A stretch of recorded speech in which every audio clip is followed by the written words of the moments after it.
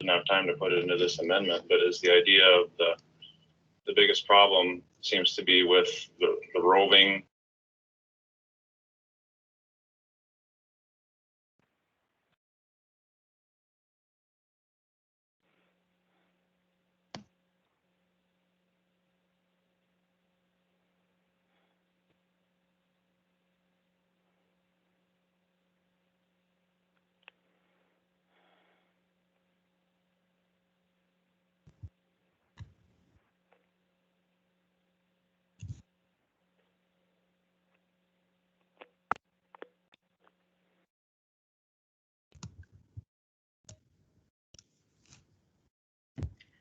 Good morning, everyone, and thank you for joining us for our third Environmental Justice Rulemaking Stakeholder meeting.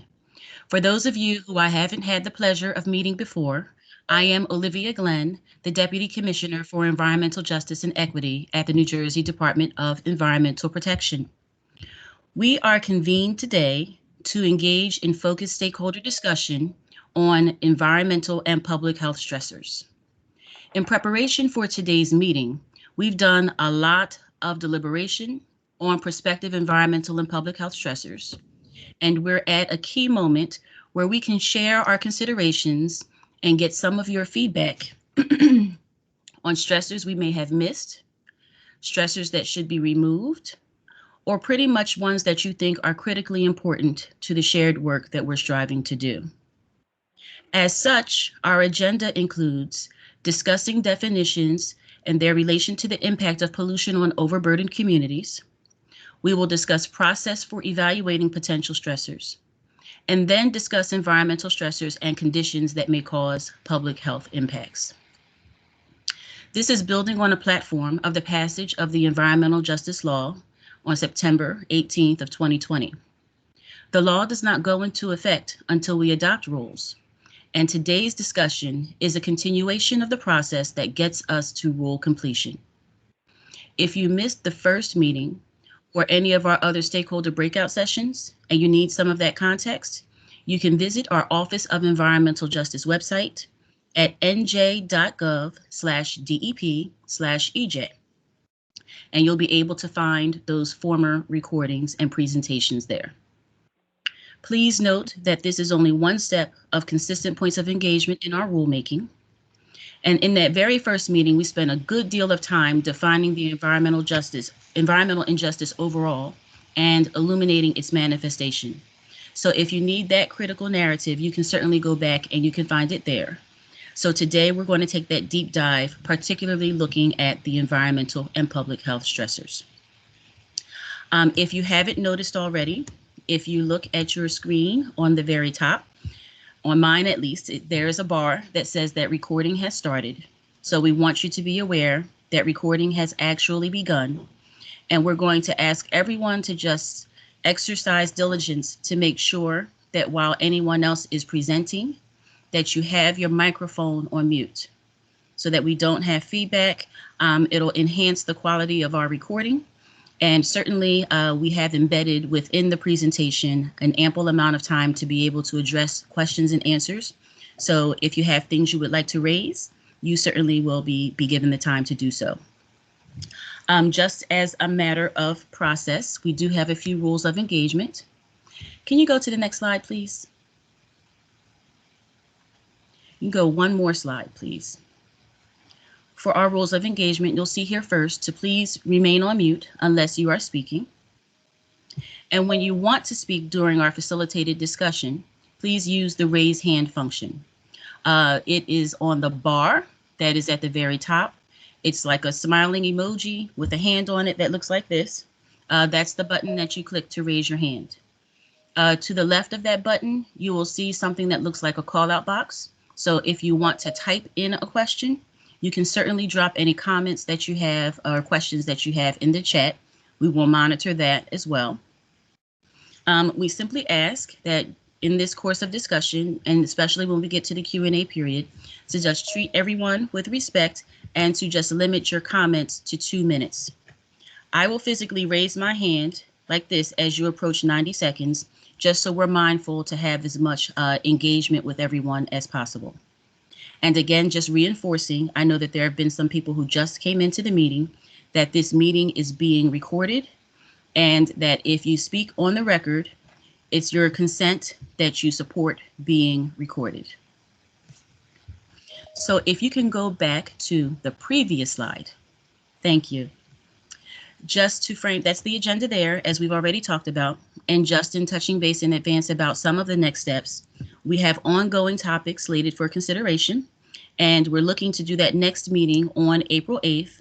And the topic for that meeting will be compelling public need and renewal conditions. And please note once again that this presentation and the meeting recording and the surveys that we do as a follow-up will all be available on the NJDEP Office of Environmental Justice website. So we thank you for participating, and I am delighted to pass the baton to our department's Chief Advisor for Regulatory Affairs, Sean Moriarty. Thank you, Deputy Commissioner Glenn, and thank you everyone, excuse me, for joining us for what is now round 3 of our stakeholder engagement process. And as Olivia mentioned, the topic for today's discussion is environmental and public health stressors. And specifically, as Olivia did mention, we're going to be soliciting your feedback on how best to define and quantify the environmental and public health stressors required to be analyzed under the environmental justice law. As with each of these discussions that we've had thus far, the bill will serve as our guidepost and really the pillar upon which we build today's discussion.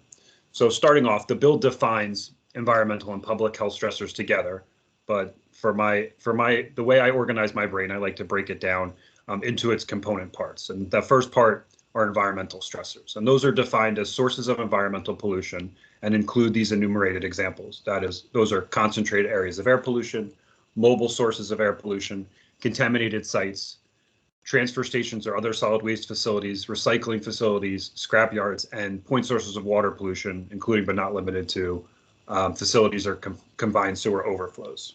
And then we also have a definition for public health stressors. And those are defined as conditions that may cause potential public health impacts, including but not limited to cancer, elevated blood lead levels, cardiovascular disease, and developmental problems in the overburdened communities. And I think what is notable here, and as we've discussed previously, is the term may cause, which allows the department flexibility to consider present conditions that may influence these public health stressors.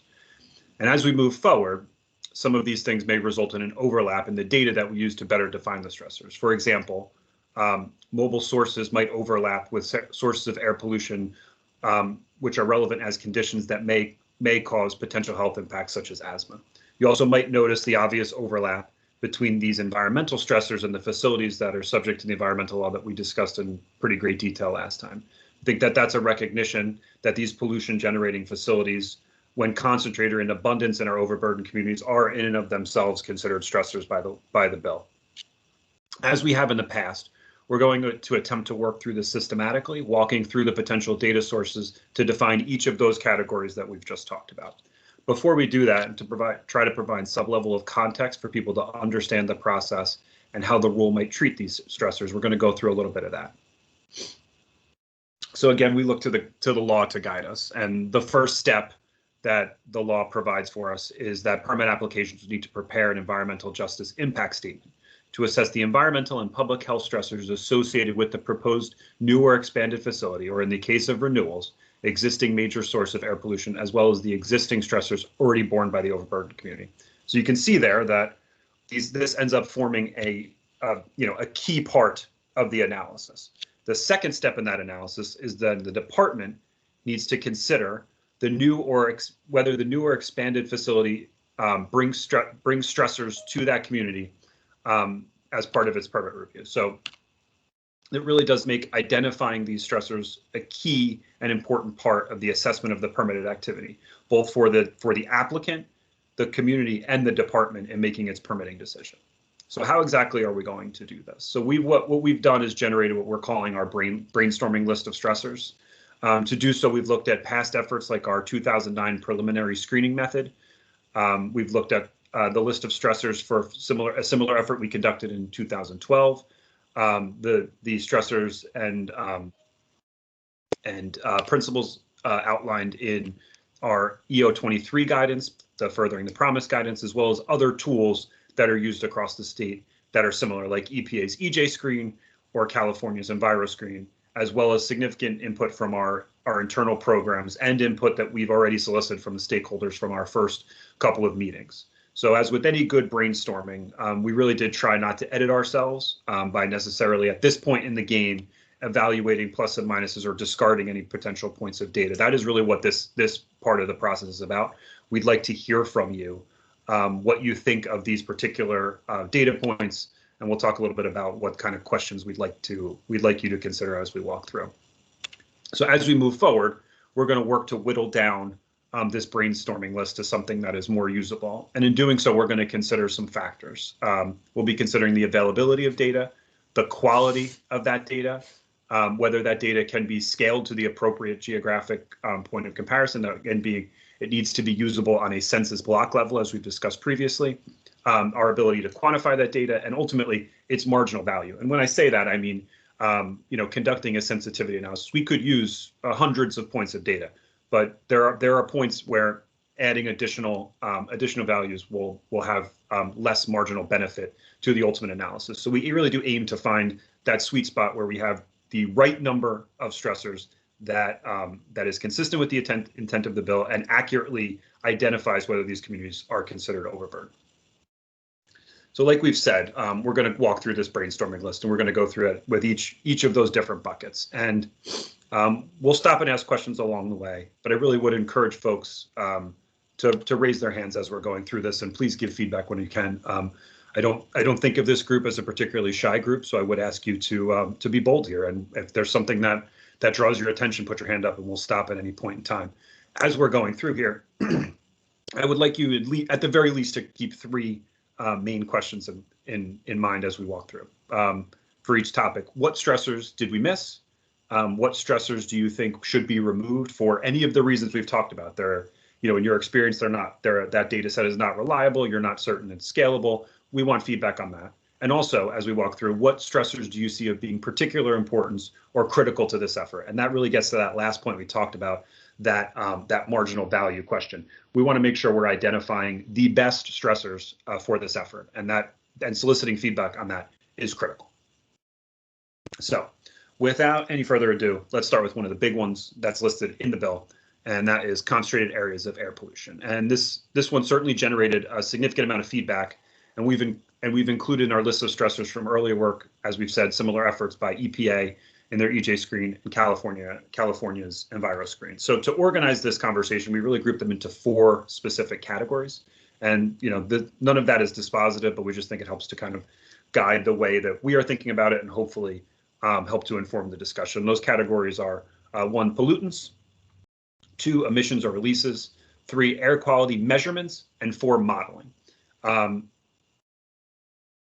And that first category is pollutants covered, and some of the things we're looking at here are the criteria pollutants, and those are set by EPA under the Clean Air Act for the National Ambient Air Quality Standards, and those are listed and set at the state level and are intended to protect public health with a certain margin of safety. And the ones that are listed here, including ground level ozone, particulate matter, carbon monoxide, lead, sulfur dioxide, and nitrogen dioxide, are considered to be extremely important in evaluating public health impacts of emissions. And for reference, in the EJ screen and Cal EnviroScreen, they typically focus on things such as ozone and PM 2.5, particulate matter 2.5. We're also considering the use of data related to hazardous air pollutants, and that includes a list of 187 toxic air pollutants regulated under Section 112 of the Federal Clean Air Act. Another thing that we are considering looking at, or are looking at and considering including, is diesel particulate matter. It's not a criteria pollutant or a HAP, but it was identified as a mobile source air toxic in EPA's 2007 rule for the control of hazardous air pollutions from mobile sources. We have also been asked to consider the inclusion of ultrafine and black carbon, as well as greenhouse gases. And greenhouse gases are obviously of significant importance to the department and the state in general, and those are defined under the Global Warming Response Act to include carbon dioxide, methane, nitrous oxide, hydrofluorocarbons, perfluorocarbons, sulfur hexafluoride, and other gases or substances that the department determines to have significant contribution to the potential for global warming. So, as we're looking at specific pollutants, those are the things that are under consideration, and we certainly invite any feedback on that. But we'll move forward to emissions as we're walking through here. So, the department tracks emissions data for both actual and allowable emissions, and actual emissions being whatever a particular facility actually does on a day-to-day or over a certain period of time emit, versus allowable emissions, which are the permit limits set forth in the applicable governing permit. So actual emissions are largely from point sources. Those would be large stationary sources of criteria pollutants, and 36 toxic air pollutions that are reported by facilities in accordance with the department's emission statement program. Actual emissions of additional air toxins are reported under the New Jersey's Release and Pollution Prevention Report and EPA's Toxic Release Inventory. We also have data on actual emissions of criteria pollutants from other source types, such as area sources, which can include smaller stationary sources, and on-road sources as part of the National Emissions Inventory. In general, for these two categories, emissions from other sources are developed at a state or county level, sometimes county level, where NADA, the National Scale Air Toxics Assessment, uses spatial allocation surrogates to allocate county emissions to a finer geographic scale. That's more technical, but essentially it uses some math that is beyond my understanding to take emissions from a county level and try to bring them down to a smaller level, such as a census block group, which will ultimately be useful for the analysis that we are required to conduct under the bill. We also track allowable emissions, though they're not typically aggregated and evaluated statewide as routinely as actual emissions. And we've also heard from commenters that they would like to ensure that we account for fugitive emissions as part of our evaluation of air stressors. And fugitive emissions are generally any air contaminant released directly or indirectly, which could not reasonably pass through a stack or chimney. And we do have data that tracks those as well. That's included in emission statements for point sources and the emissions inventory we talked about before for other source types. So we do have this data. It's just a question of how we should use all of it. We've also received suggestions to quantify and aggregate emissions on a density basis, for example, to calculate emissions in tons per year per square mile. And this could be done for point sources where we know detailed locations for sites.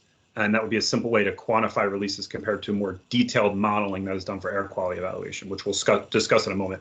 I would also just like to point out here that folks who are interested in viewing these types of data sources, the ones that we have publicly available, I would suggest Community Corner, and that link there, which would have been in the PowerPoint that we distributed, would have some of that information for you if you'd like to kind of dig down a little deeper. And this is probably a good place to point out that this is this is an iterative process. As with every one of these stakeholder meetings, we certainly recognize that we are putting a lot of information out publicly. We are we're trying not to dump it on folks, but it can seem like that when you're taking in all of this information at once. So, to the extent we don't have specific comments that folks want to talk about right now and today, we're certainly willing to consider this to continue this conversation, take written comments, or if necessary, engage in continued smaller groups if that's what we need to do to really kind of dig down into this, recognizing its importance. So with that brief aside, let's continue with air quality measurement. So DEP currently operates 30 air monitoring sites throughout the state, and not all of the monitors collect data for the same parameters, but collectively, the network monitors this 6 criteria pollutants we've talked about before, air toxics, and other weather-related parameters. We did receive comments from stakeholders that more local monitors in neighborhoods would be useful and located with input from the community. And we think that this, while there is a limited number of specific monitors out there, that really does kind of lead to the second part, the fourth part, of this conversation, which is modeling, which can help to fill in the gaps where we don't have specific information from those monitors. So because it's not practical to locate a sufficient number of monitors to track all that we would need to track in each overburdened community block group. The department, EPA, and other states use various computer models to evaluate air emissions or air quality. And they really are too numerous and too detailed to address here completely, but a listing of the key approaches is included here. Most other models that we've looked at are similar to the tool needed to implement the environmental justice law. Those rely on some form of air modeling, although they do take different approaches. So it's interesting to note here, EPA's EJ screen and California's Enviro screen actually use two different modeling approaches for air issues. EJ screen uses a hierarchical Bayesian approach, and Enviro screen uses an interpolation approach, what I had no idea what that meant. So I asked the people who actually do, and I'm hoping that I'm not the only one who doesn't understand this, but essentially, shorthand, the EPA screening method takes a more complex statistical approach that combines monitoring results with modeling results.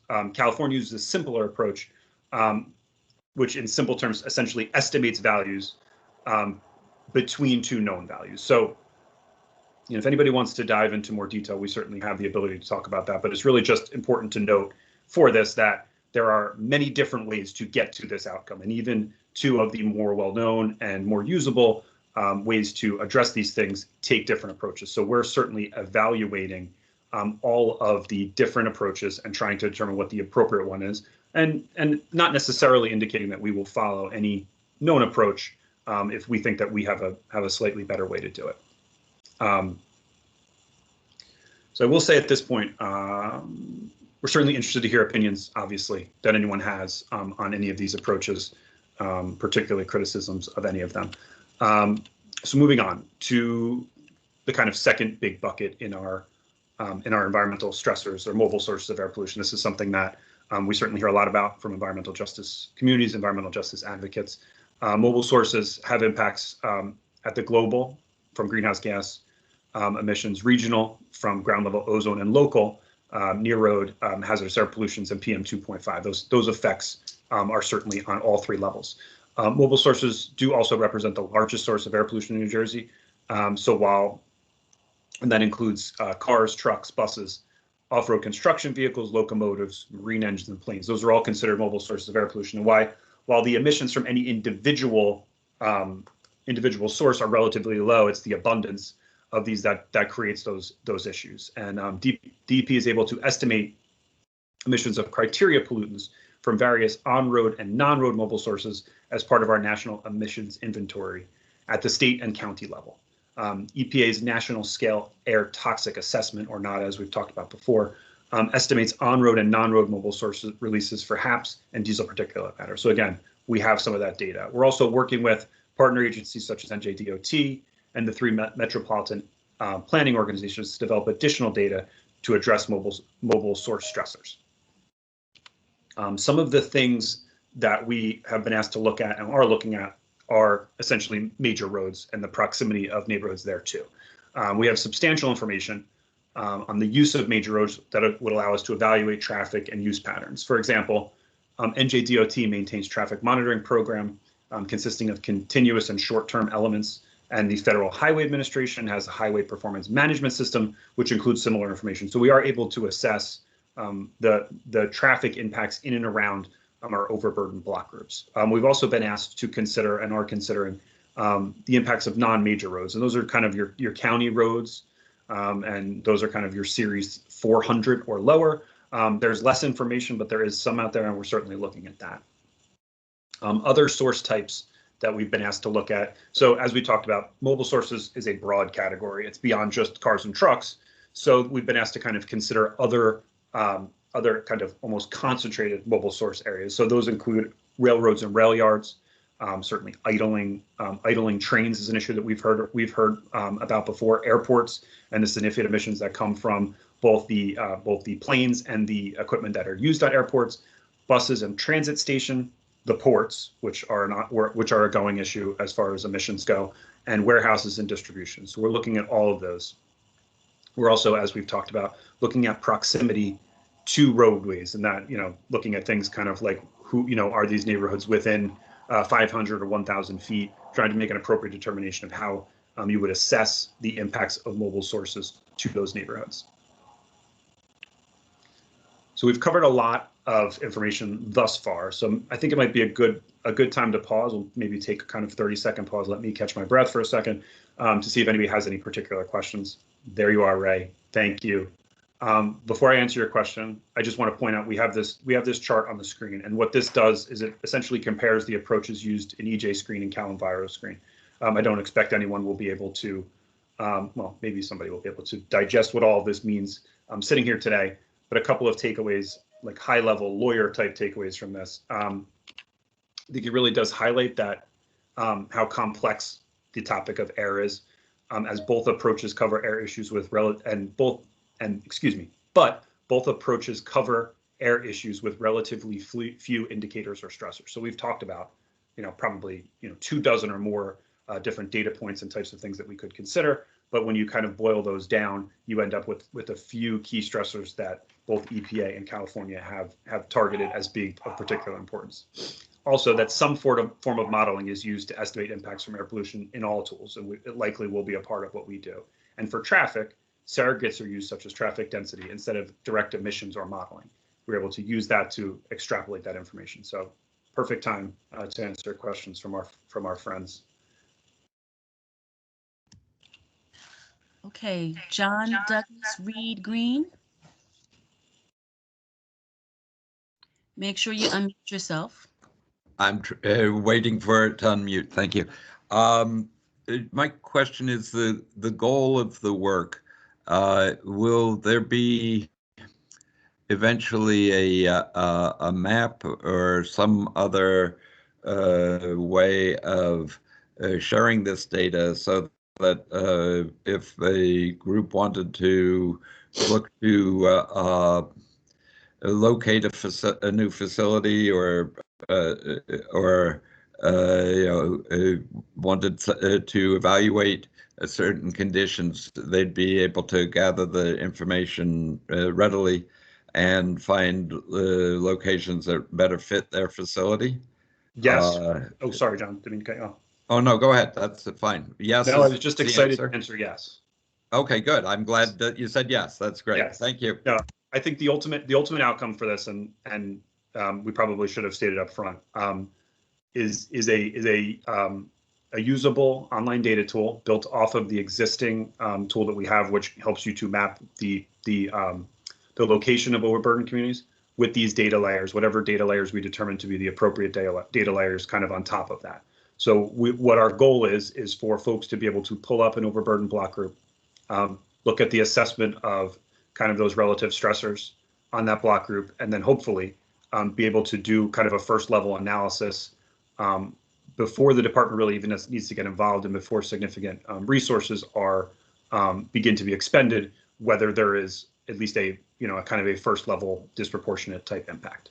So I think what we'd like to be able to do is for you to be pull up a block group, make that geographic point of comparison analysis on your own, and determine whether it is ultimately a process that folks want to go through to assess their contributions to individual stressors. We'd like to have as much of this upfront, publicly available and objective as possible to make this process as smooth and efficient as we can. So thank you, John. That's a great question. I appreciate you highlighting it. Thank you. Next, we'll take Ray Cantor. I have to say, it feels weird that Ray didn't go first, but Ray, she didn't call me. I put my hand down, and then she skipped me. I had to put it back up. You snooze, you lose, Mr. Cantor. Yeah, well, that's okay. This does not count toward my 2 minutes. Thank you, Deputy Commissioner Glenn and Sean. So generally, very much appreciate the direction that you're heading in. I like your comment to John about having a usable map that everyone could see and be able to do their initial assessments. I think that's going to be good for the regulated community. I think that's going to be good for the public as well, just to be able to get that baseline information as to what we're looking on. So strong supportive of those efforts. Just a few general comments, and we'll send in more specific comments, as we go along.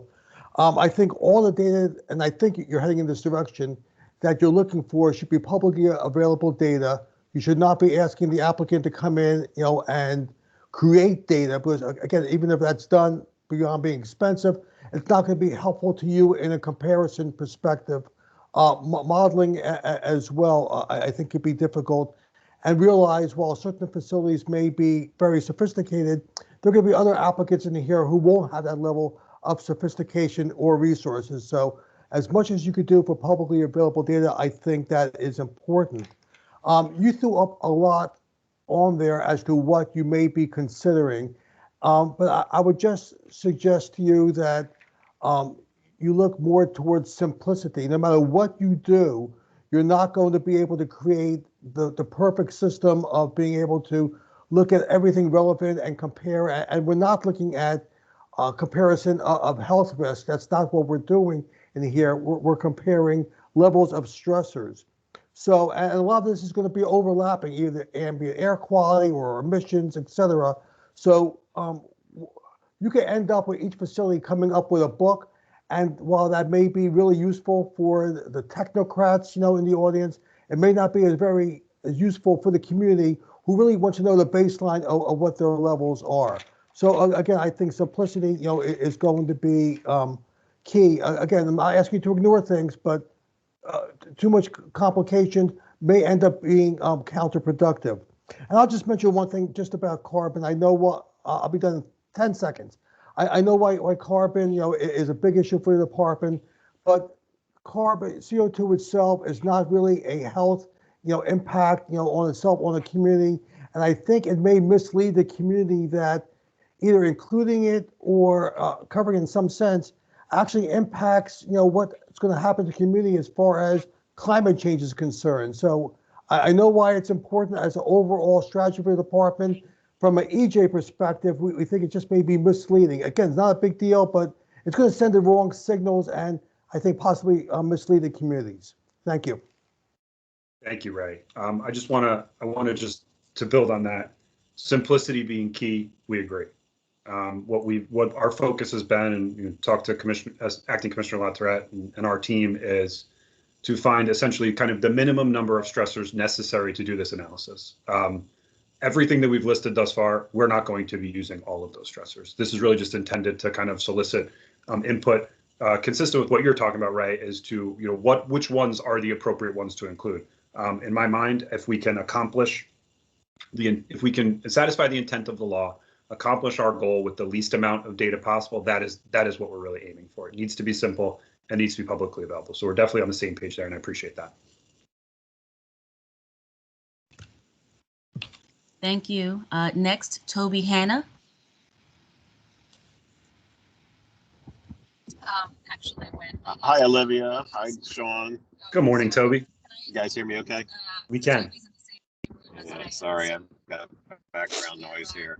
Multitasking. Real quick, you guys did a great job preparing here as usual. A comprehensive presentation, Sean. Thank you. I had a couple things to add there, hopefully are helpful. But quickly, talking about emissions, actual versus allowable from an air quality standpoint, I think in this case, particularly community impacts, actual emissions mean a lot more. That's actually what's in the air. Without getting into the weeds, what we have to do with permitting is we have to set limits that are comfortably high enough that we can confidently comply all the time, and they're not representative of actual emissions. In fact, they can be 100 times more even at times. So the actuals are more important, and using existing reported data like you're talking about doing makes total sense. I think the pollutants that you identified, it's what I would expect to see. So no surprises there, and not a lot to add other than maybe that greenhouse gases. I don't associate those with community impacts, at least not directly from the facilities that they're coming from. That's not global warming is not a locally caused. It's a globally caused concern, and climate change effects are not coming just from your neighborhood. So the other thing I'd say on emissions is we find it's always very important to set de minimis thresholds. What are meaningful levels of emissions below which we don't need to wrestle with the data or the science behind their impacts. So that's another thing to consider. And then lastly, your list of existing sources of information, including maybe when you get to talking about community monitoring, we can certainly, I would expect we might talk about additional community monitoring, but there's a lot of that already in place. And there's been a lot of historical studies that show, what impacts are in areas that are still relevant and timely that could be used without creating new monitoring networks using existing data from older studies that have been done. So just some thoughts to throw on top of what you threw out at us. But thanks again for doing a thorough job for us today again. Thanks, Toby. And one thing that I'm reminded of again that I didn't quite mention. So as we're doing this broader list, this broader conversation, right? There may be kind of a list where we're doing, let me take one step back. The process is going to have multiple steps, right? There's going to be an upfront kind of like screening where you're going to be looking at the collection of these stressors compared to that geographic point of comparison that we've talked about earlier. Then there's going to kind of be a portion of this process where a facility needs to assess its contributions to those stressors. I think there is a possibility that first step considers a broader number of stressors, including some that we'll talk about later that don't necessarily lend themselves to an individualized analysis from a facility. So that the list that the facility needs to consider might be a little bit more narrow, might be kind of a subset of that larger list of stressors where you're focusing your analysis on the things that the facility actually has a direct impact on or has some level of control over. So that's certainly something that's on our mind. As we're going through this, I wouldn't necessarily expect facilities to be able to analyze their impacts on each of these things, no matter where we land in terms of the number. We would aim to make that list something that is workable. Thank you, and thank you, Toby. Thank you. Next is John Valeri. Yes, good morning, and Good good morning, morning, Deputy Commissioner. Good morning, Sean.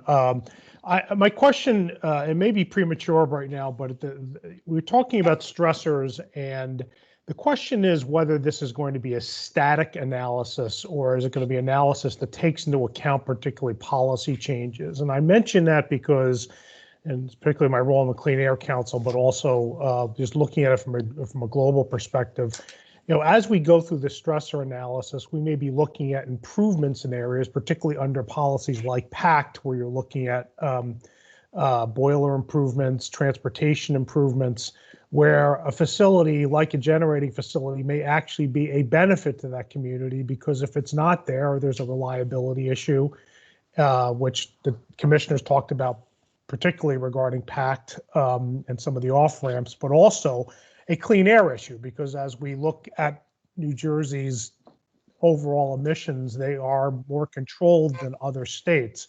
I guess my question is, and if it's being discussed later, I can certainly defer, but will there be some sort of, not to contradict the concept of being simple, but will there be an ability to consider some of these other policies, and I won't call them competing, but certainly overlapping policies, which would tend to suggest that, notwithstanding improvements in other areas and looking at this individual facility as a stressor, that over the course of time, it is still an important facility, and therefore there are benefits both to the community and to the state at large, particularly if we're going to be considering greenhouse gases as part of the EJ analysis.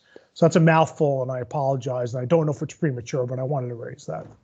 No, actually, I think we're certainly aware that this particular conversation, begs some further conversation on some of the other pieces of this analysis. So I really don't think much of what we'll talk about today is going to be premature.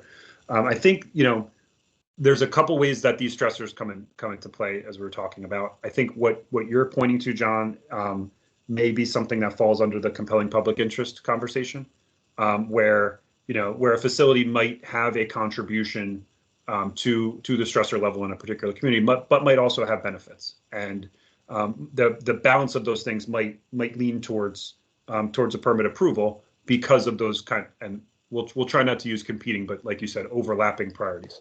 So I think that ends up being part of the analysis. It's probably not part of the upfront screening part of the analysis, and potentially not part of the disproportionate impact analysis. But I think there is a place for it in the overall process. And as we move forward, next time we'll talk a little bit more detail of the direction we may go, with defining compelling public interest.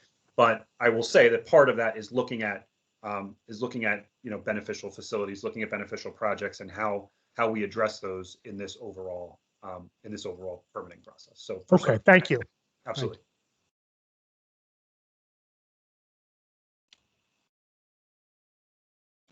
All right. Okay. Well, seeing no more, I will go back to talking at you guys for a little bit until we have some more questions. So on to the next slide. So this may be a little bit less fruitful of a conversation. I think the air part is obviously of particular and critical importance to this effort. But we'll kind of go through the rest of the buckets for the rest of the time we have. So first, contaminated sites. This one, I don't want to say it's straightforward, but I think we know what the existing data sources are. I think we kind of all kind of generally understand what contaminated sites are. So we have our known contaminated site list, which includes cases in which the state where contamination of soil or groundwater has been confirmed above applicable standards. And this includes sites where remediation is currently underway, required but not yet initiated, or has been completed. And I think folks may have some thoughts on, if we talk about a couple of different categories under the known contaminated sites list, which ones do, people might think do appropriate belong as part of this analysis. We also have information on deed notices and groundwater contaminated areas. So these are where sites, from the department's regulatory perspective, no longer pose a threat to public health, but groundwater or soil standards have not, been strictly met, and restrictions are put in place, what we would commonly call engineering controls, on the use of site and the areas identified. So, deed notices are just notifications in the property's title that contamination remains at certain levels that are potentially above, residential unrestricted soil remediation standards, and requires consent, specifies the location, those concentrations, and how those engineering controls in place, which could be an asphalt cap, could be something of that nature, need to be maintained and monitored. And that notice is intended to inform prospective buyers of that contamination.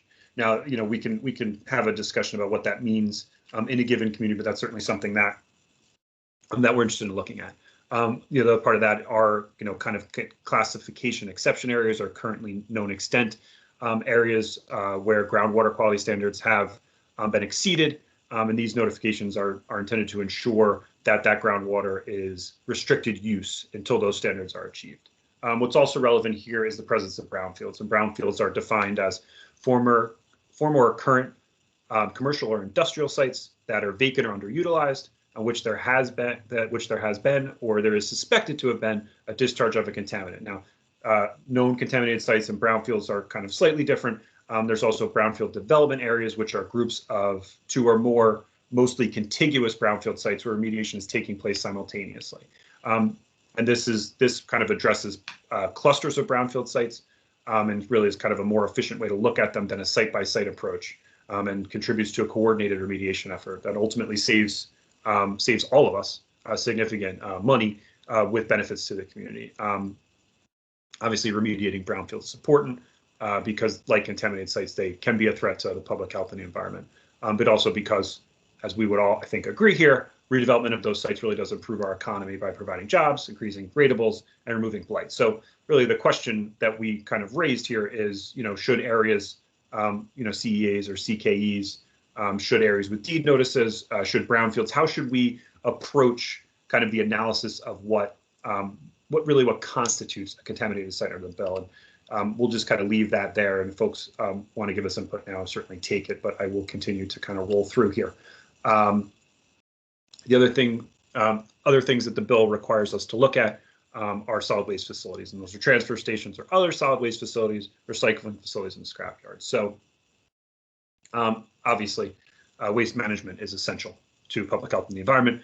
There's no question about that. But these sites, as they operated, can release methane, carbon dioxide for decades, even after they've been closed. So the presence of those sites, according to the bill, is considered a stressor. So stressors from these sites, as we said, can include air releases or water impacts, but additional impacts for operations, and that can include truck or rail traffic, odor, noise, and sometimes light pollution. So some of this is addressed in solid waste and air permits, but under our current regulations, we can't address all of those things, particularly things like truck traffic. And those kind of ancillary or operational concerns are often, in addition to kind of the direct emissions, seen as nuisance stresses to the community. So, we've talked about before with scrapyards, improperly managed scrapyards can contaminate soils, and groundwater can release dust and odors that have impacts on surface waters, as well as releasing refrigerants containing fluorocarbons into the air.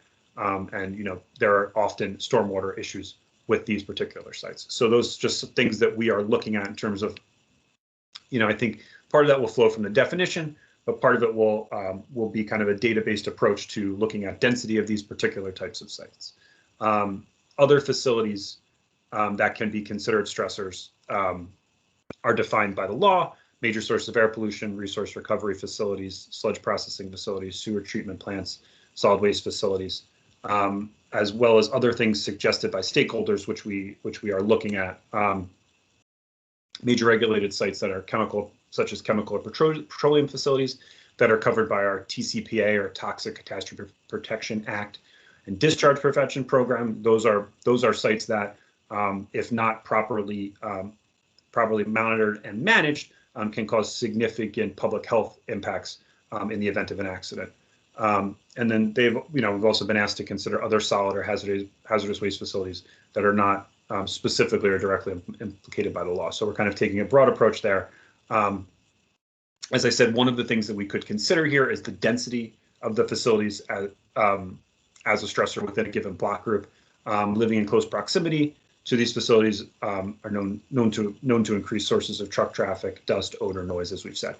Even if there are not specific violations, they could be considered stressors. And we think that is part of the approach that the law kind of requires us to take. So we'll be looking at, kind of an abundance of those facilities in given communities as something that contributes there. And I think that will end up being a data layer that we'll need to look at. On to point sources of water pollution, and that, as we've talked about, includes water pollution from facilities, so kind of discharges, as well as CSOs, or combined sewer overflows. And we do track information related to both point source emissions and CSOs. Discharges for point sources are reported on our discharge monitoring reports under the GIPTES program. For CSOs, we do track discharges and maintain an interactive mapping tool that shows where those discharges occur, and I think the frequency of those discharges. We also assess in-stream water quality, and we've recently added an interactive mapping tool for the integrated report to address that. So, we have a couple of different ways to get at this. We can look at the specifics of when combined sewer overflows occur. We can look at the point source emissions, or I should say, we can look at specific water quality data to try to assess the impacts of those stressors on those given communities.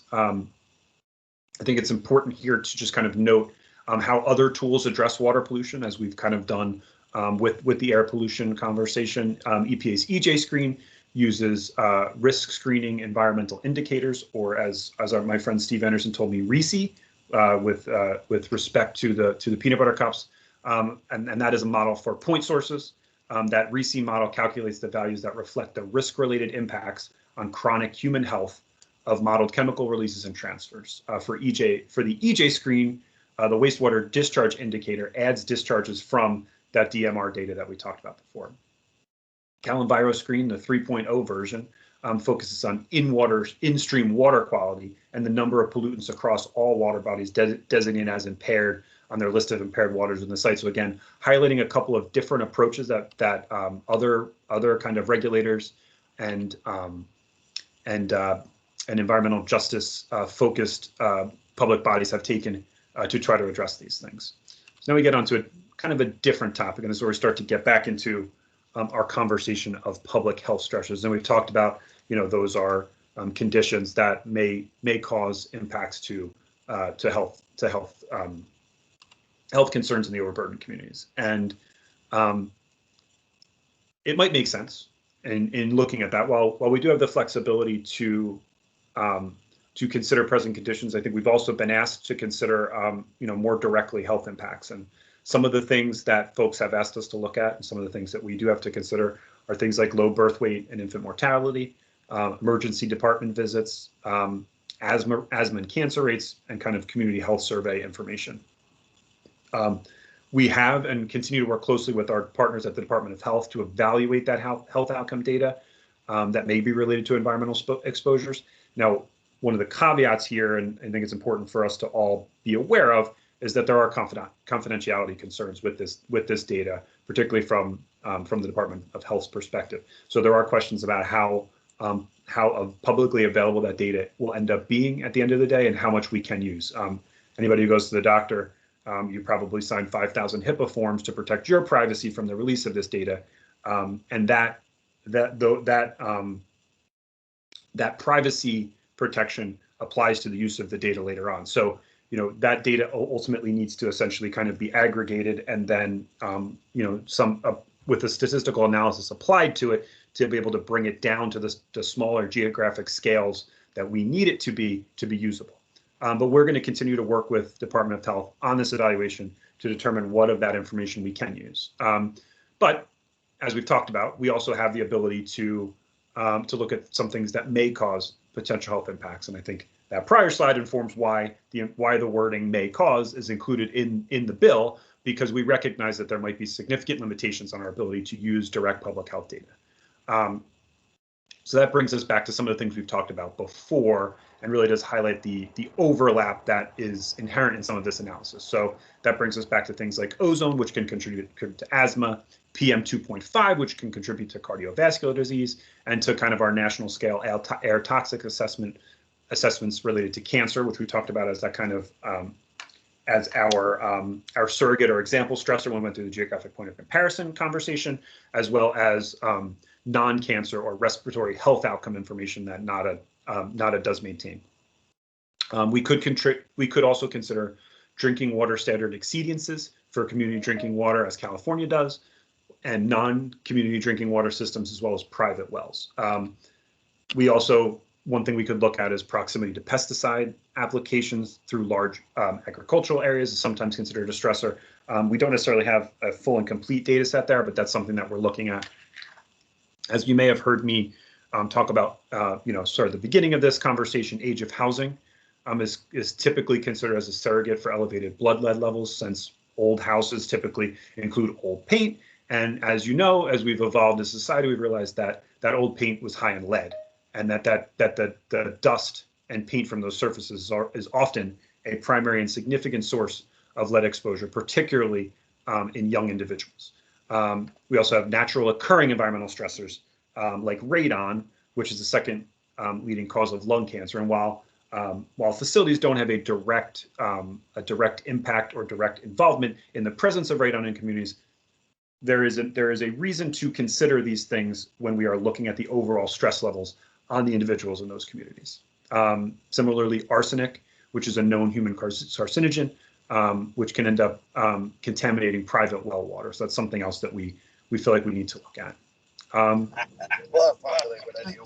Sean, we actually have hands raised. So we do. Yes, we do. We have 3 hands raised. Oh, awesome. Let's do it. Okay. And just a reminder for everyone that if you're not actually the person speaking, to put your computer on mute. Thank you so much. So the first hand that was raised, I'm not slighting you, Ray. The first hand that was raised was Chris Whitehead. Sean, thank you very much. A lot of great information. This is going back a couple of slides, but quick question for you. If you're looking at a major source area permit, obviously it's for stationary combustion sources, on-site equipment, but such a large-scale industrial facility will obviously include a lot of different processes. Can you speak a little bit as to the scope of the potential multimedia assessment that a site would have to undertake? Sure. I think, yeah. So I think the assessment that the site will ultimately take will end up being directly connected to the stressors that we select. So I think what's important, if I'm a facility and I'm considering, what the impact of the bill is, I would be looking at those environmental stressors in the first instance and looking at how my facility contributes to those. So when you're talking about concentrated sources of air pollution, now those would be obviously the all of kind of the permitted emission discharges that the facility has, as well as those sources of mobile sources of air pollution that operate on a facility. So if you are operating on a large scale facility, you have kind of on-site, combustion driven trucks or other equipment. We think those are likely to be considered, as well as your impacts to truck traffic. So your deliveries, your in and out are going to be things that the community is going to be particularly concerned about, and things that we're going to need to look at. So I think as we move forward, as we kind of whittle down our list, I think we're going to be able to provide you with a little bit more direct information as to what the scope of that is. But the general approach of the environmental justice law and of these regulations is a recognition that our existing rules don't cover facility-wide impacts, right? So we have to, in some way, go beyond the existing standards we have, particularly on the Air Pollution Control Act, to consider other sources, largely mobile sources, but other sources of emissions and other things. So I think that might be kind of a half answer, because that might be kind of the first half premature question we've gotten. But I do promise you that as we get through this process a little bit more, we'll provide you with additional clarity. Okay, thank you. Absolutely. Thank you, Chris. And next is Ray Cantor. Thank you, Olivia. Again, Sean, I think you're very much heading in the right direction. Pleased to see this level of detail and your thought process. But just a couple of specifics, and let me just jump back quickly to the site remediation issues. Yeah, please. I agree with you entirely on known contaminated sites, the CEAs, et cetera. I have concern though, including brownfields, into that. Brownfields are maybe suspected contaminated sites, but those are areas that we're looking to have redeveloped. If there is contamination, it will jump right into the known contaminated site list. And I would hate to have a listing of brownfields there, which are sites which we want to have redeveloped and bring opportunities in the communities, in a sense being used against those communities because we're up the level of stressors. So again, if it's known, I get it. If it's just a brownfield, an abandoned site, it shouldn't jump up onto that list. I agree with you. It's going to be very difficult in some of those public health stressors to identify them, and not only to tie them back to the individual, but even tie them back to the community. If we're looking at hospitalizations or other things related to a central facility, that doesn't necessarily mean that those people are coming from a particular area. So I like the fact that you're looking at surrogates for that, which I think may be a more useful way than some of the actual health data that's not going to be tied back to that community. And the only other thing I think you might be missing as a surrogate are food deserts. I think the absence of good availability to healthy food in an area may be a surrogate for other health issues going on, which I think relate back to those public health stressors. Thank you, Ray. Those are really good comments. I really do appreciate that. I expected, some back and forth or some conversation about the brownfields thing. I don't want to. I'm not going to make any commitments, but I don't necessarily disagree with your point on that. Thank you. Next is Michael Warner.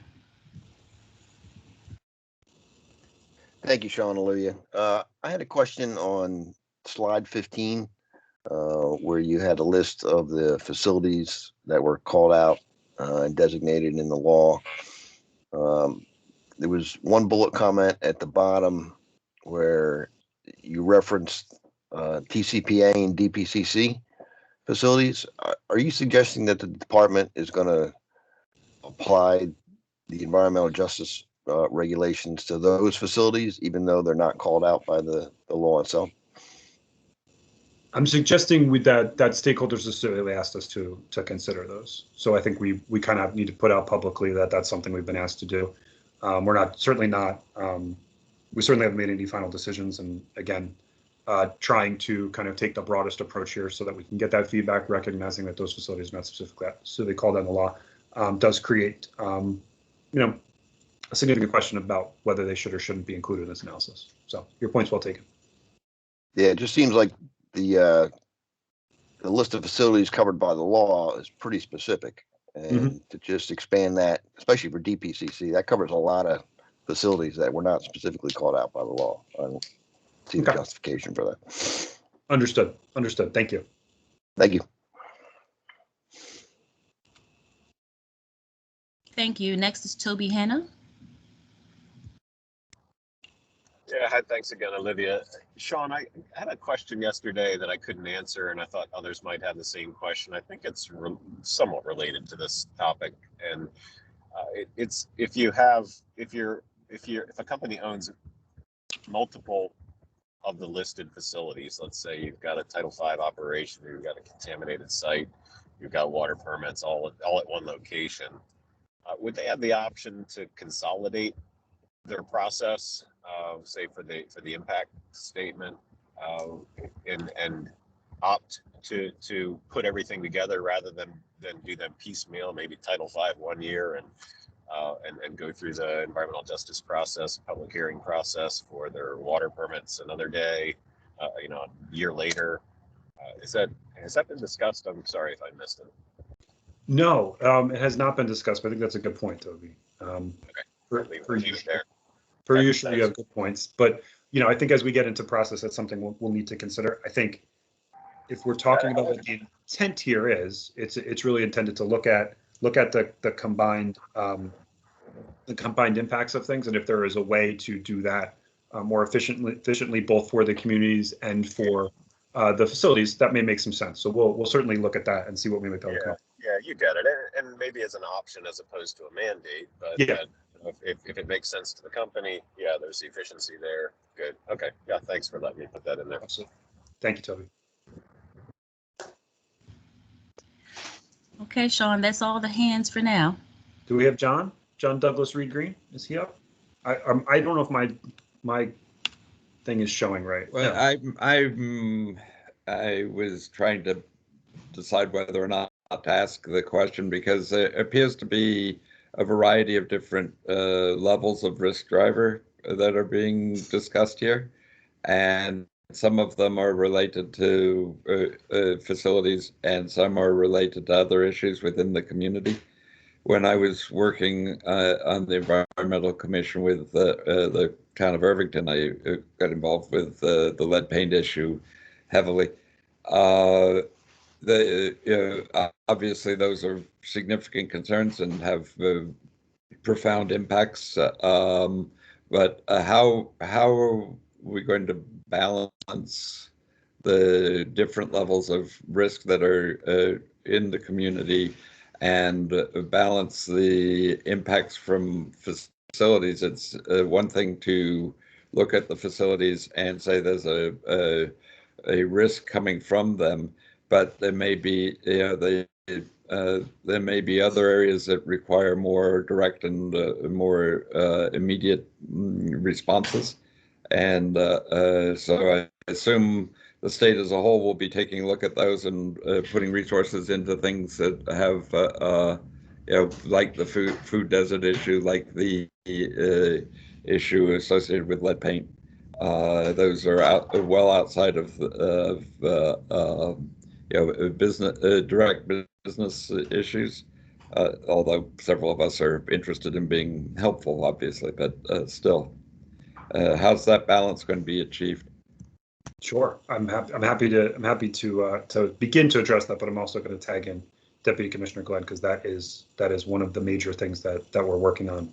I'll certainly let Olivia talk about that. I think all I want to say is that this is part and a key part of the state's commitment to environmental justice and commitment to improving conditions in overburdened communities. And I think what your question highlights is one, the need to continue to focus on the breadth of that effort, and that's the work that Olivia is doing, but also that the stressor levels, if we do this right, will change over time.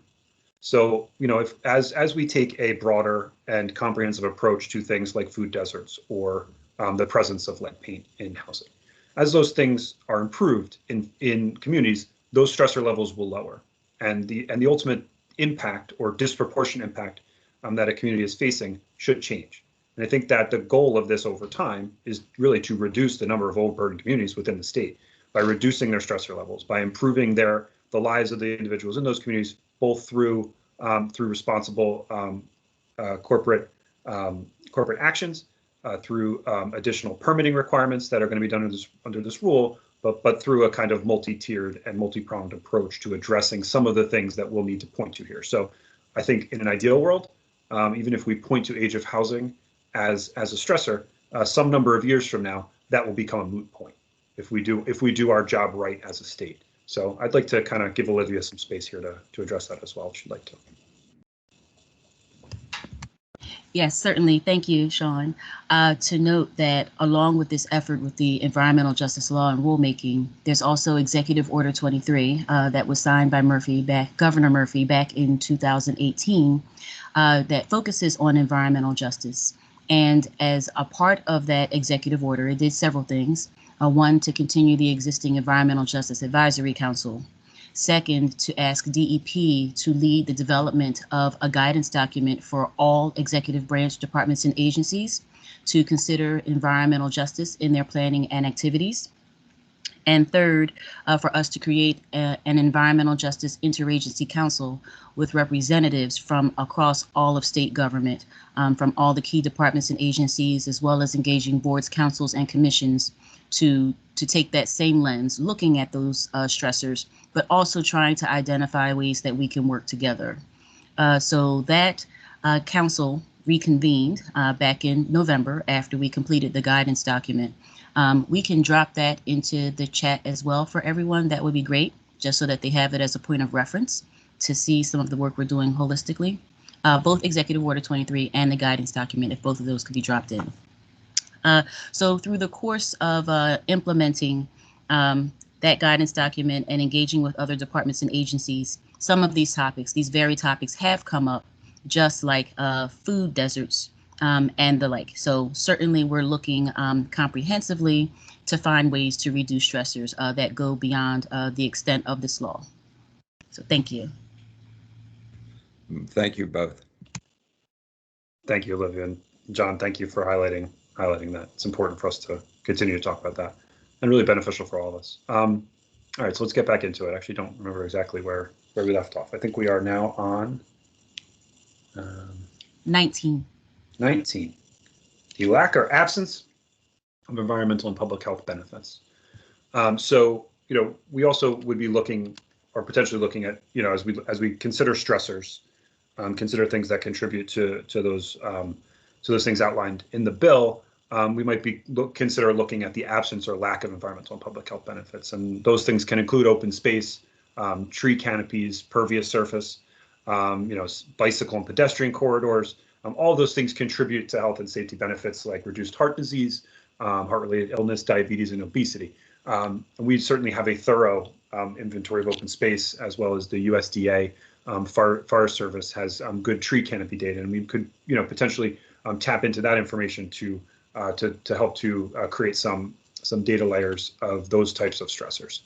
And then I think we're starting to get to the end here. One of the other things that we've been asked to consider are what are known as social determinants of health, and there are several definitions that people might use for that. We're kind of citing to a definition used by the federal CDC, very popular agency these days. Consider social determinants of health are conditions and places where people live, learn, work, and play that affect a wide range of health and quality of life risks and outcomes. And CDC tracks progress with improving social determinants of health through their Healthy People programs, as they can have an influence on population health outcomes. So again, things that we've talked about earlier. And many stressors that we've talked about could be considered social determinants of health. And some of the stressors from the previous slide we moved here. And here are some of the kind of the typically used ones, and in other some other similar efforts, and those raised by stakeholders. I'm not going to go through all of them, but we'll kind of talk about a few of them. We talked about kind of age before. Certain age groups are more potentially more susceptible to the effects of some of these conditions, potentially children under 5 or Folks that are over 65 can be more affected by air pollution, can be, have longer term effects from things like lead exposure. We also look at things like a social vulnerability index. The CDC Social Vulnerability Index uses U.S. Census data to determine the social vulnerability of every census tract. That social vulnerability index ranks each tract on 15 social factors, including things like poverty, lack of vehicle access, crowded housing, and it groups them into 4 related themes. This information is meant to help public health officials and local planners to better prepare for and respond to emergency events like hurricanes, disease outbreaks, or exposure to dangerous chemicals. But that type of information might be useful for us here. Other things that we've heard that folks would like us to consider, and I think food deserts is something that also may fall in this category. Education, unemployment levels, levels of individuals who are disabled in a given community. Single-family households, carless households, household energy burden, which is essentially the percentage of a household's income that is spent to heat and cool their homes, individuals without health insurance, and then things like lack of access to healthy food. That's something that Ray mentioned, public housing, public transportation, clean energy alternatives. So those are things that are certainly been raised to us as items for consideration as we go through this. And then lastly, and this is a topic that we've talked about a little bit, touching on some of the GHG stuff, but folks have asked us to consider climate change stressors, and those can include multiple things. They can include those stressors that we talked about from emissions, but they can also include potentially more direct stressors, such as flooding levels, sea level rise, and heat impacts that can cause public health and safety impacts. So, I think we'd like to kind of hear your thoughts on here about these things, about including, and one of the things we talked about, natural occurring health stressors, and stressors like lead paint, radon. If folks have thoughts on those, but I will caveat that is it. That's the end of the presentation. So we really are at the point of kind of last comments, last concerns, last questions. Happy to hear what everybody else has to say, and if folks feel satisfied, I would encourage you to enjoy a beautiful sunny day at the end of this. So I just wanted to add a couple comments. If we can go back to slide 20, please. Yes, thank you. So I just wanted to note that along with those conversations that we're having with all of the departments and agencies, we've been speaking to our fellow mapping counterparts in those agencies. So in terms of just like some of the questions that were asked earlier about this data being available to be mapped, to be scalable, for us to do that level of applying rigor and deliberating the appropriateness of its use. We're not just taking that on ourselves. We are also talking to our sister agencies about this. So that includes like Labor and Workforce Development, Department of Transportation, Board of Public Utilities, and many others, and Department of Community Affairs. They're going to be a really key partner. Some of you may be already familiar with their community asset mapping tool, which is really phenomenal. So certainly we're looking to do that synchronization of our tools across the department, so it comports with what we're trying to do with our environmental stressor data. So just wanted you to have that for your awareness. And I see that there are 3 hands raised. The first one is Danielle Waterfield. Hi there. Am I unmuted? Yes, Okay, ma'am. Good morning. Good morning. I had problems last time with my audio, so I'm very much hoping that it's better this time. We hear you crystal clear. Excellent. Okay. I'm Danielle Waterfield, and I'm speaking on behalf of the New Jersey chapter of the Institute of Scrap Recycling Industries. We previously submitted extensive written comments to the department on the environmental justice rulemaking, with a number of comments focused on the topic of environmental or public health stressors, which is obviously the focus of today's stakeholder meeting. And so we hope that the department will consider all of our comments, but we wanted to focus on 2 for today's meeting. The first point today was that the department should maintain a database of environmental and public health stressors in the overburdened communities, so that it would be public and it would be used by all stakeholders for preparing the environmental justice impact statements. Sean earlier agreed that we want, that you all and all of us want the determination of stressors to be based on publicly available data. So, we certainly appreciate that statement and hearing that from you. And I'll just say that, we have comments on this in our written comments that we submitted. So there's more details on that. And I wanted to further question, just to ask a further question on that, which goes to my second point. If you envision referencing defined objective standards that are above those that are considered stressors. So,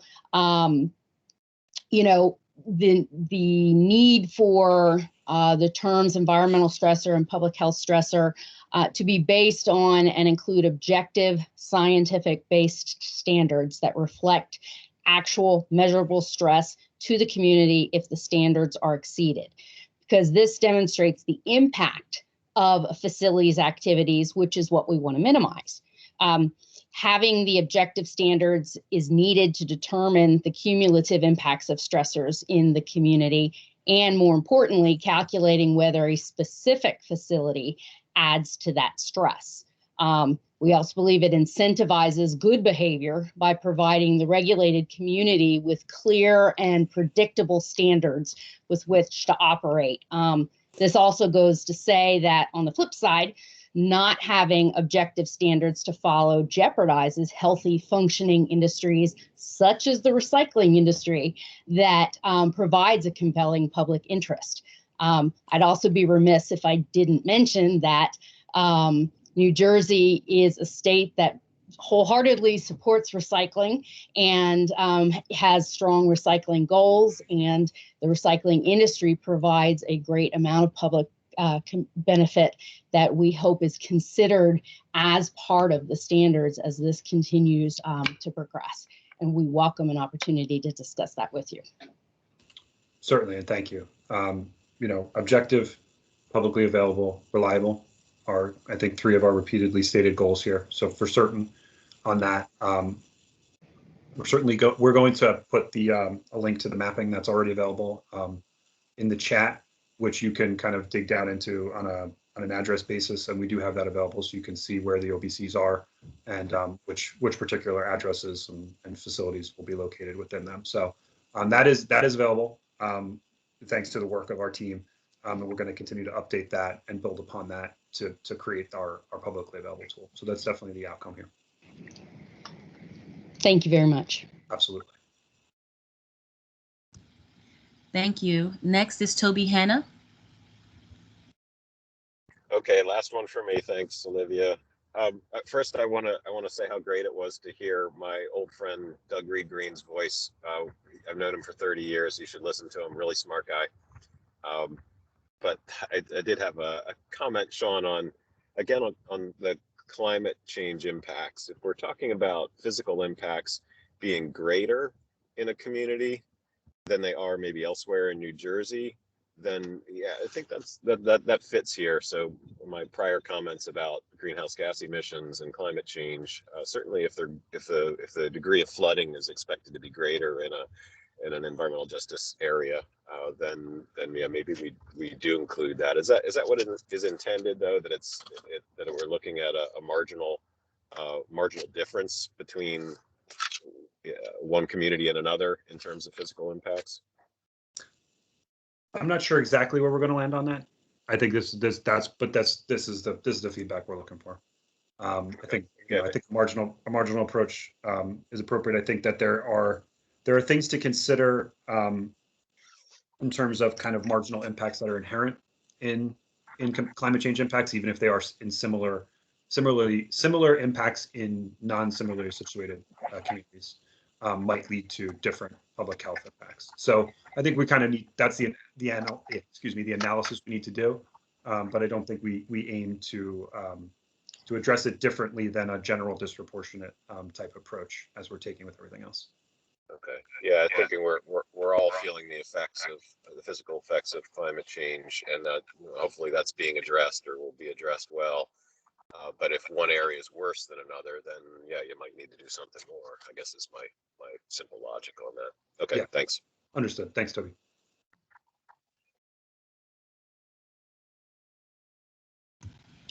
Thank you. Next, Ray Cantor.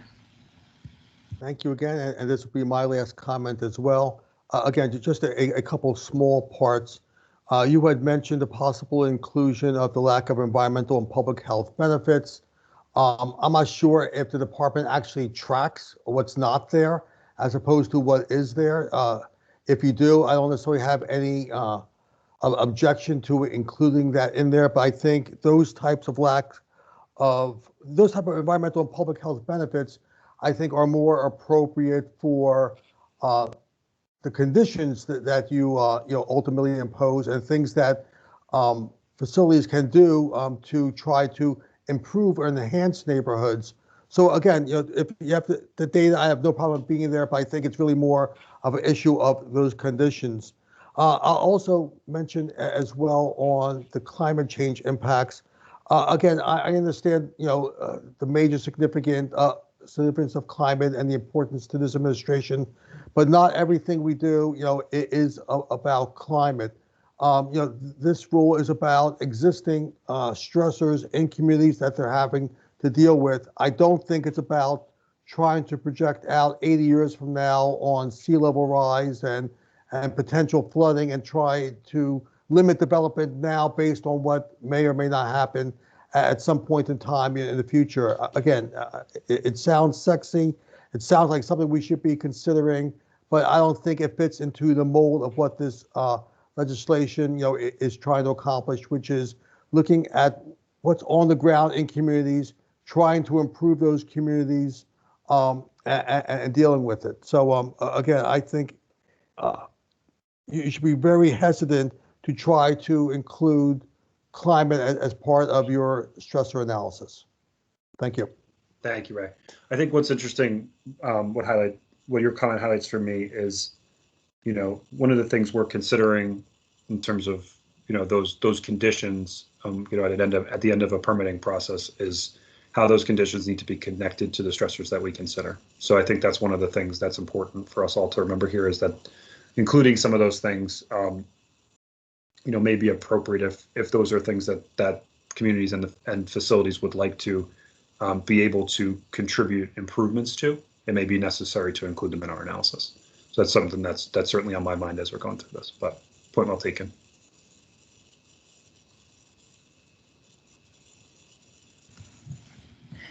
Thank you. Next is John Douglas Reed Green. Thank you, and hi, Toby. My question is along the lines of managing the permitting process, and are there going to be opportunities for offset or mitigation work to help balance these issues? If a facility was interested, saw an opportunity to bring more value than potential harm, would there be the opportunity for them to work with the community and the department to develop offset opportunities? I think the short answer is there will be recognition of that within the process that we ultimately develop. We have not yet determined exactly how that will fit in.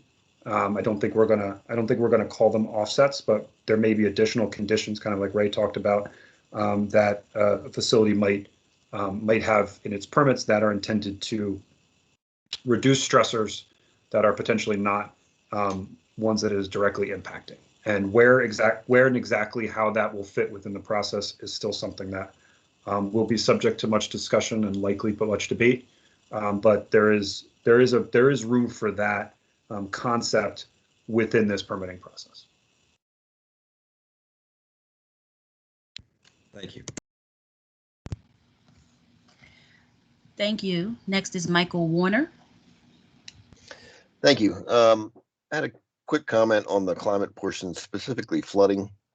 I would suggest that when putting this evaluation together, that in the process, you look at whether or not the town or city or community participates in the FEMA community rating system. I think that's something that not a lot of people are aware of. It has specific procedures, advantages for communities in which flooding is a problem, and there's some big benefits that can come out of that in terms of lower flood insurance rates, better protection for the community. So if the community is already part of that, and depending on what level they're in, I think that can be a big area to evaluate stressors. That's all I have. Excellent. Thank you. Thank you. Ray Cantor. I apologize. I thought I was done, but Sean said something and Douglas said something, so it just brought up an issue. But because Sean, you said you may need to include something as a stressor in order to allow to consider it, in the process going forward. And Douglas mentioned about offsets. So again, when you're looking back at surrogates for health stressors, you might also want to consider, unemployment rates, in those areas, because I think there's probably nothing more important to determine what your public health might be than the level of employment, in a community, because employment brings healthcare, employment brings opportunities to, to get healthy foods, to clean, have a better house, etc. So I would argue that, high unemployment rates are a good indicator or a surrogate for the public health of a community. And that way you may be able to take into account those benefits that a facility may be having in the area by bringing in good paying jobs for that community. So I'll throw that out there as well. Thank you, Ray.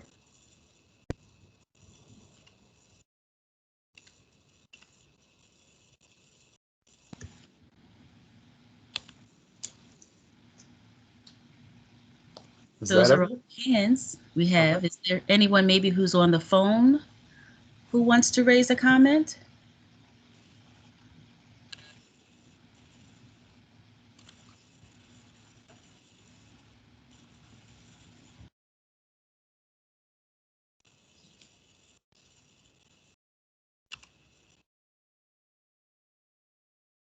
All right. I think we've worn them down, Olivia, as usual. So with that, I'll just say my thank yous to everyone. Again, fantastic conversation, really great comments. Appreciate everyone's engagement. Look forward to seeing you all again in a couple of weeks, and to any additional comments that folks would want to send our way on this presentation. This only works because you all are willing to engage on this level, and without that, we really wouldn't be able to push this rulemaking forward in the way that we are. And I think that we're all just really grateful for that. So thank you all. Olivia? One final thought is, Olivia, can we get these slides? Are they available? Yes, certainly. We'll be able to post those slides on the Office of Environmental Justice website, as well as a recording of this presentation today.